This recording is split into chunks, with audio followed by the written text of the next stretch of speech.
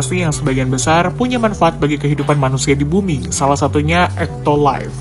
Sebuah fasilitas yang berisi rahim buatan yang merupakan hasil pemikiran dari ahli bioteknologi asal Berlin, Hashim Al-Ghaili.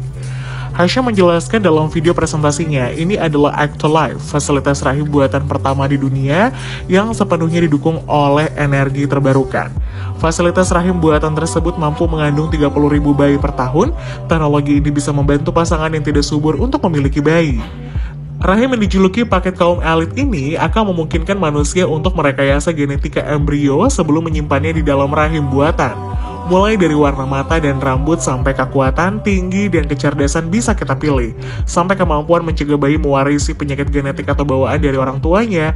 Benar-benar kita bisa custom bayi sesuai keinginan kita. Menurut Organisasi Kesehatan Dunia atau WHO, sekitar 300.000 wanita meninggal karena komplikasi kehamilan. Nah, rahim buatan Ectolife ini dirancang untuk meringankan penderitaan manusia terutama kaum wanita dan mengurangi kemungkinan operasi sesar. Dengan Ectolife, kelahiran prematur dan operasi sesar cuma jadi bagian dari sejarah. Pendirinya yakin jika teknologi ini sudah tersedia yang menahan konsep tersebut menjadi kenyataan. Cuma kendala etis. Sang founder mengatakan setiap fitur yang disebutkan dalam konsep ini 100% berbasis sains yang telah dicapai oleh para ilmuwan dan insinyur. Satu-satunya yang tersisa adalah membangun prototipe dengan menggabungkan semua fitur menjadi satu perangkat. Dari segi jangka waktu, hal ini sangat tergantung pada pedoman etika. Saat ini penelitian tentang embrio manusia tidak diperbolehkan lebih dari 14 hari. Setelah 14 hari, embrio harus dihancurkan karena masalah etika. Jika pembatasan etika ini dilonggarkan, sang founder membutuhkan sekitar 10-15 tahun sebelum akhirnya Ectolife bisa digunakan secara luas. Fasilitas ini memiliki 75 laboratorium yang sangat lengkap, dengan masing-masing laboratorium mampu menampung hingga 400 pot pertumbuhan atau rahim buatan. Setiap potnya dirancang untuk mereplikasi kondisi persis seperti yang ada dalam rahim seorang ibu. Satu laboratorium mampu mengandung sampai 30.000 bayi per tahunnya. Pot ini dilengkapi dengan layar yang menampilkan data real-time tentang perkembangan bayi yang juga bisa dilihat melalui aplikasi telepon. Hashim menegaskan jika Ectolife memungkinkan bayi kita tumbuh dan berkembang di lingkungan yang steril, bebas infeksi. Pot tersebut terbuat dari bahan yang bisa mencegah kuman menempel di permukaannya. Setiap growth pot dilengkapi sensor yang bisa memantau tanda-tanda vital bayi, termasuk detak jantung, suhu, tekanan darah, laju pernafasan, dan saturasi oksigen. Sistem berbasis kecerdasan buatan ini juga dapat memantau fitur fisik bayi dan melaporkan potensi kelainan genetik.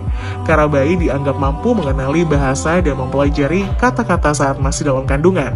Pot pertumbuhan Ectolife menampilkan speaker internal yang memainkan berbagai kata dan musik untuk bayi. Bahkan usernya bisa bernyanyi langsung kepada bayi untuk membiasakan bayi mendengar suara orang tuanya sebelum bayi tersebut lahir. Embrio manusia buatan. Ilmuwan di Amerika Serikat dan Australia berhasil menciptakan embrio manusia buatan dalam wadah kaca, seperti yang dilaporkan di jurnal ilmiah Inggris Nature. Laporan tersebut mengulas dua penelitian yang menunjukkan stem cell embrio manusia atau sel dari jaringan dewasa yang diprogram ulang dapat diinduksi untuk berkembang secara mandiri dalam wadah kaca, membentuk struktur yang menyerupai embrio awal manusia. Pada tahap awal perkembangannya, embrio manusia membentuk struktur yang disebut blastokista. Para peneliti telah menciptakan struktur mirip blastokista atau blastoid dari sel dalam wadah kaca, dan ini adalah model embrio manusia. Interogasi pertama yang mengandung jenis sel yang memiliki relasi pada semua garis keturunan sel pembentuk janin dan jaringan pendukungnya. Blastoid buatan ini bisa menjadi alternatif yang bisa diakses dan terukur untuk membantu meningkatkan teknologi reproduksi, pengetahuan tentang perkembangan awal embrio, dan mencegah keguguran serta cacat dalam kandungan. Mempelajari perkembangan awal embrio manusia merupakan hal yang sangat sulit karena terbatasnya jumlah sampel yang tersedia dan kendala etika serta hukum. Konsensus internasional dan juga hukum di Australia mengenai pembiakan embrio manusia menyatakan bahwa embrio yang diperoleh dari proses in vitro fertilization atau IVF, proses yang biasa digunakan dalam metode bayi tabung, bisa dikembangkan sampai 14 hari pasca pembuahan dan atau pembentukan awal embrio, tergantung mana yang lebih dulu.